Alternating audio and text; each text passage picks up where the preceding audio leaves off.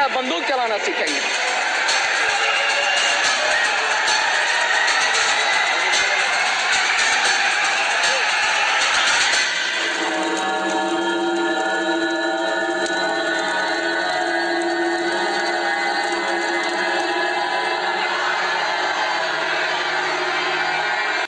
पटना की रैली में तत्कालीन मुख्यमंत्री लालू प्रसाद यादव ने कहा था, चाहे जमीन आसमान में लटक जाए, चाहे आसमान जमीन पर गिर जाए, मंडल कमीशन लागू होकर रहेगा और इस पर कोई समझौता नहीं होगा। साथियों, जय हिंद। आइए शुरू करते हैं पॉलिटिक्सपुर की यात्रा और चर्चा करते हैं ओबीसी आरक्षण के संघर्षों पर। 11 अक्टूबर 1988 को जन मोर्चा, जनता पार्टी, लोकदल और कांग्रेस सेकुलर के विलय से जनता दल की स्थापना हुई। जब जनता दल बना तो उसने 1989 के आम चुनाव में, लोकसभा चुनाव में मंडल कमीशन की सिफारिशों को लागू करने की बात अपने घोषणा पत्र में शामिल किया।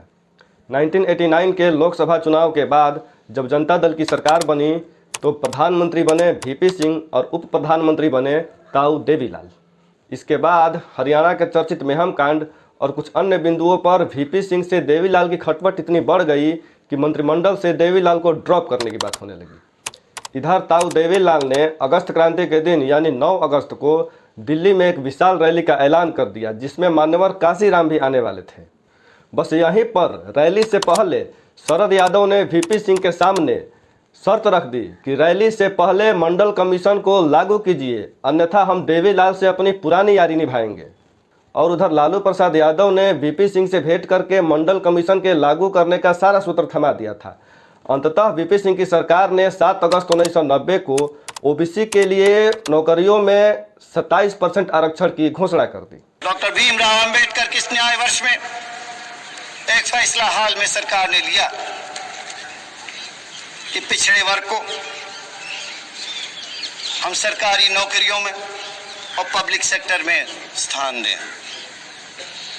सत्ता के इस ढांचे में देश की चलाने और संवारने में, उसके फैसला करने में हम हिस्सेदारी देना चाहते हैं और मजबूती से देना चाहते हैं। 9 अगस्त को ताऊ देवीलाल ने उप प्रधानमंत्री के पद से इस्तीफा दे दिया। 10 अगस्त को आरक्षण के विरोध में सवर्णों का देशव्यापी विरोध प्रदर्शन शुरू हो गया।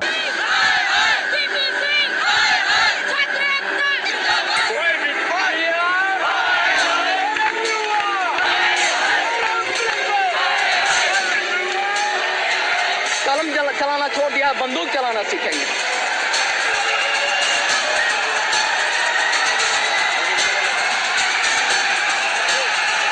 चौदह अगस्त को आरक्षण के विरोध में अखिल भारतीय आरक्षण विरोधी मोर्चे के अध्यक्ष उज्जवल सिंह ने सुप्रीम कोर्ट में आरक्षण के खिलाफ याचिका दायर की। 19 सितंबर को एसएस चौहान ने आरक्षण के विरुद्ध आंदोलन करते हुए आत्मदाह कर लिया और एक अन्य छात्र राजीव गोस्वामी बुरी तरह झुलस गए।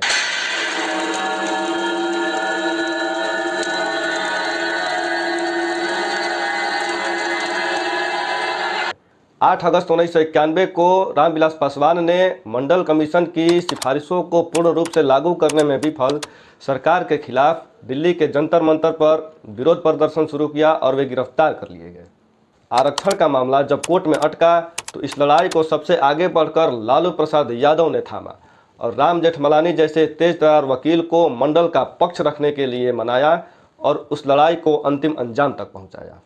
25 सितंबर 1991 को पीवी नरसिंह राव की सरकार द्वारा ऊंची जातियों को आर्थिक आधार पर 10% का आरक्षण दिया गया।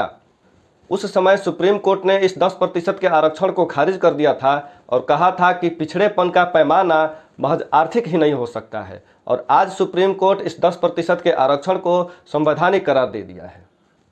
मंडल आंदोलन के समय बिहार के पूर्व मुख्यमंत्री जगन्नाथ मिश्रा ने कहा था कि जिस प्रकार आज़ादी के पहले जिन्ना और मुस्लिम लीग ने भारत में सांप्रदायिकता फैलाई थी, उसी प्रकार मंडल के समय वीपी सिंह ने जातिवाद फैलाया है।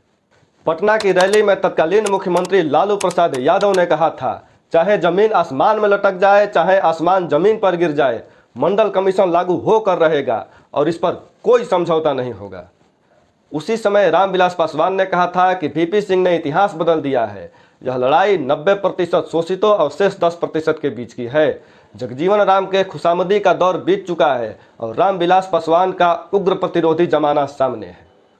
वीपी सिंह ने मुजफ्फरपुर की एक सभा में कहा था, जब जब गरीबों के आंसू बूंद बनकर धरती पर गिरते हैं तब तब तेजाब बनकर ये अपना दस्तखत बनाते हैं।